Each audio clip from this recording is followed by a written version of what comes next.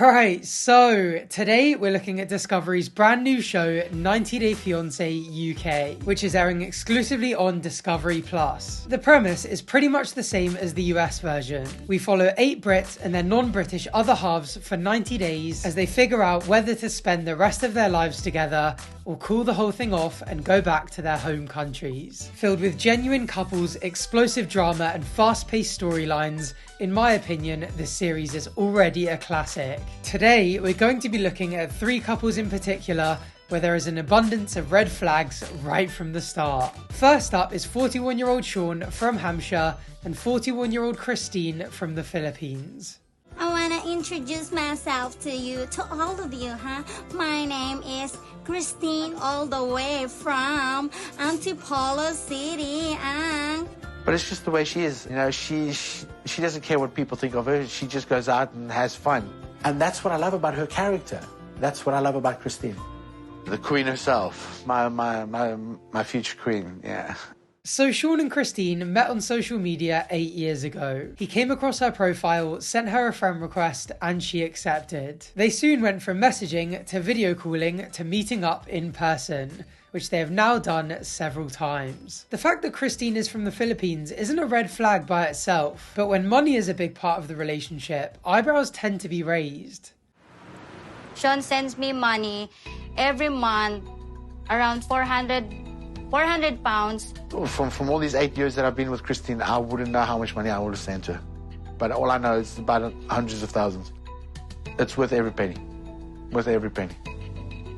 That is a lot of money. £400 a month for 8 years straight is £38,400. And that doesn't include all of the other things like birthday gifts, furniture, technology, and bills that Sean has paid for. Whether this money is a condition of the relationship for Christine or Sean is just being willingly generous isn't clear at this point. But for Sean at least, it seems like it's an easy decision. After I've sent Christine the money, there's enough for me to pay my bills at least. And then when I look again, yes, I've got about 50 or 60 quid for myself. And that's more than enough for me to see me through the month. That is wild. I mean, I know he sounds happy to do it, but that is almost 90% of his disposable income going into her pockets every time he gets paid. Understandably, Sean's parents are concerned about him. They know he's always been a generous person ever since he was a little kid, but with the amount of money that he's sending Christine, they just want to be sure that her intentions are genuine. But when they ask him why he needs to send her so much money, it becomes clear that their doubts are taking their toll on him emotionally. Why am I sending money to them? Well, in one way, one, it's got nothing to do with you, and two, mind your own business. What the heart wants, the heart gets, all right? I chose this path for me. It's not just the financial issues and the doubts that are making him emotional about the whole thing either. A few years ago, Sean went to visit Christine in the Philippines, and during his stay, she fell pregnant. 9 months later, she gave birth to their son, Christian. Sean managed to return to the country to see Christian when he was just 2 weeks old, and then again when he was 6 months old, and then one last time when he turned 1. But now, it's been 2 years since he was last able to visit. Not holding my son for 2 years, it is killing me. But yeah, I am lonely, yeah, and I miss my son. Miss him so much. Of course Sean wants to visit more, but with money being tight and round trips from the UK to the Philippines costing around £1,000, he just hasn't been able to afford it. This time, however, he's had to spend twice as much paying for 2 tickets because Christine's visa has been approved. Now, she and their son are on their way to visit him so that they can start their 90-day journey. And I'm just going to give you the biggest hug and the biggest kiss that I have been saving for 2.5 years. Thank you so much, my sweetheart. I love you. Yeah, you have to surrender to me your credit cards and all your salary. What's mine is yours and what's yours is yours. You know that. Yeah, yours is mine and mine is only mine. Yeah, of course, of course.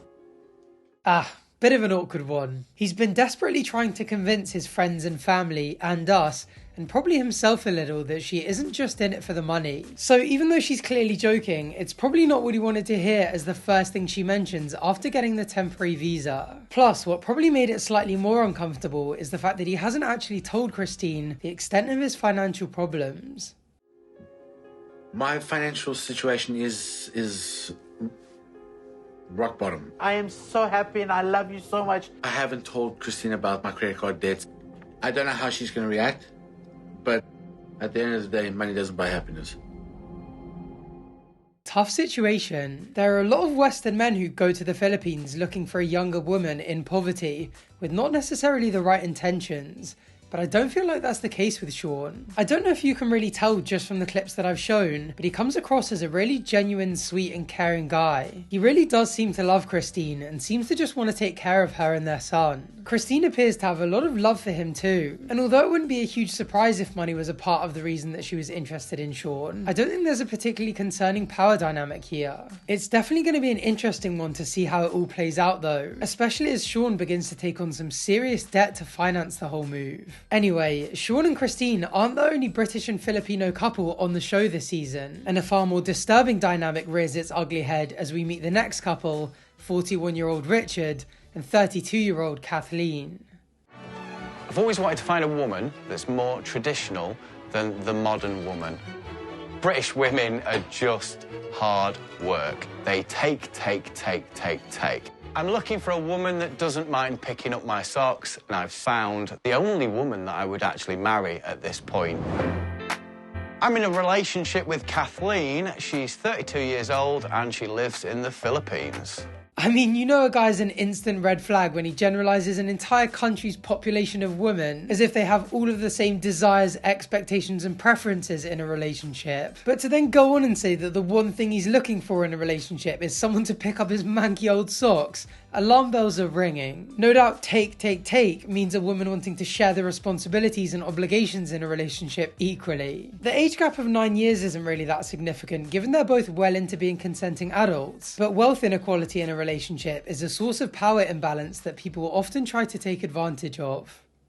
It'd be my ideal scenario that Kathleen would do everything around the house. She's going to cook for me, she's going to clean for me, I get to wake up in the morning next to her. She's coming over here to work for the health service. So not only does he have this insane idea that she's going to be doing all of the household chores whilst working, but to make matters worse, she's actually a trained nurse and is planning on working as one in the UK. That means it wouldn't be unusual for her to have 70 to 80 hour work weeks. Where he thinks she's going to find the time or the energy to essentially mummy him at the same time is a mystery. But weirdly, it sounds like he thinks it's a job that Kathleen was born to do. It's literally built into many people that that's the job that they're going to do. And they do it without question, without asking. But you prey on that though as well, though, don't you? I like that. She's going to be the rock that's going to hold me up so I can go off and be fabulous. I do think I'm going to get to have my cake and eat it. And it's going to be fab. I really hope the reason that he thinks that Kathleen has this built into her is because of his personal experiences of her as a person, rather than making dangerous assumptions just because she belongs to any particular group of people. But I'm not confident about that one. Regardless, no matter how much she is willing to help out around the house, no one's going to come home from a 12-hour shift working for the National Health Service and want to cook and clean for someone who's been out on the booze all day and night, which apparently is a regular occurrence in his daily life. My night out starts in the day, around about 12 o'clock. We'll go pub, club, strippers, more strippers, kebab shop, taxi, and home.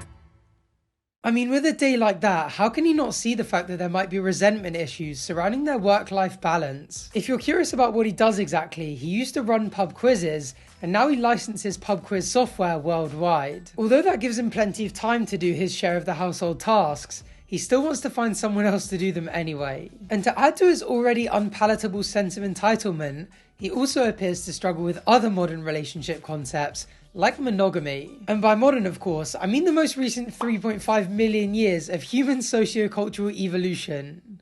No flirting with other women? I'll try not to. What try? I will flirt, and I'm going to flirt, and it's fun doing so. That can be a little bit awkward when, at the end of the night, the person that you've been flirting with wants a little bit more than a flirt. Trying to say no when little Ricky is going is very, very difficult. Yeah, good luck to Kathleen on this one. She is gonna need it. I genuinely don't know why he wants a relationship, given this is how he thinks, other than to just get a free servant who also pays half of his bills. I just hope she's in a position where she's able to leave the relationship if she feels like she isn't being treated equally, and doesn't feel compelled to stay with someone who doesn't make her happy, just for the chances of a better life. She does at least appear to seem happy to look after his needs for now, because whenever he mentions it, she does seem to respond positively, and he does repeatedly say how in love with her he is, so the optimist in me does have some hope for this relationship, especially if there is going to be room for some compromise. But I guess we're just going to have to see how it plays out. So the first two relationships we've looked at have been pretty simple. It's quite clear to see what both partners get from the relationship and where it looks like it's heading. This next couple, however, couldn't be more different. Our final couple of the day, a 33-year-old Victoria from Wolverhampton and Japanese man of mystery, Sean. Sean's profile picture was a very suave-looking guy, sunglasses on, sort of looking into the distance. He looked quite cute and young. Turns out he's actually 42. Sean didn't lie to me about his age, he just wouldn't tell me his age. Sean is a very difficult person to analyse because we don't really get told much about him, and a big part of that is because Victoria doesn't really know herself. They met online, he hasn't given much away in conversation, and his profile isn't exactly filled with details. One thing we do know is that he's from Kyoto, which is arguably the cultural and historical heart of the country, famous for its Buddhist temples, gardens, and imperial palaces. As a result, there's not much reason to think that he's in it for the green card. In fact, the red flags come more from what he doesn't tell us. He just gives you enough information to be interested, but he won't actually tell you the full story. So what does he do for a living? What's his job? I'm not completely certain. He never seemed to be working when I was talking to him. Okay, interesting. He does have a lot of credit cards. Okay. So apparently he makes his money through a YouTube channel called Sean Kamki Makes. It's kind of like a DIY channel, and it's gained around 4 million views in the 5 years since it was created. This means he's probably made around 50k in total, or around 10k a year since he created it. Whether he's living off that, or he has other sources of income, or he's racking up credit card debt to pay his bills, he doesn't say. Perhaps the whole proposed marriage to Victoria is some sort of money-making scam, and if so, perhaps this isn't the first time he's pulled it off. I did find out one extra thing a little while ago. Okay, what was the skeleton? That he used to be married. Okay. Is the divorce still going through? He told me it was finalised. He's not married in Japan. That's all he'll say. I am divorced in Japan. And I know his ex-wife is from another country. I mean, the fact that he's been married before age 42 is definitely not a red flag by itself. But why does she sound so uncertain that he definitely is divorced? And why is he only specifying that he's divorced in Japan? What is he hiding? You'd think these were all questions she'd want to get to the bottom of before flying him out to the UK, but she seems to have quite a lot of trust in this guy. Worryingly though, it doesn't really seem like trust that's been earned, just not broken yet. Have you done any online checks to check what he's about and maybe check he hasn't got any criminal records? No, I trust him enough to be upfront with me about that. He's never lied to me. He's just been a bit shady with the truth or hasn't wanted to give me a straight answer.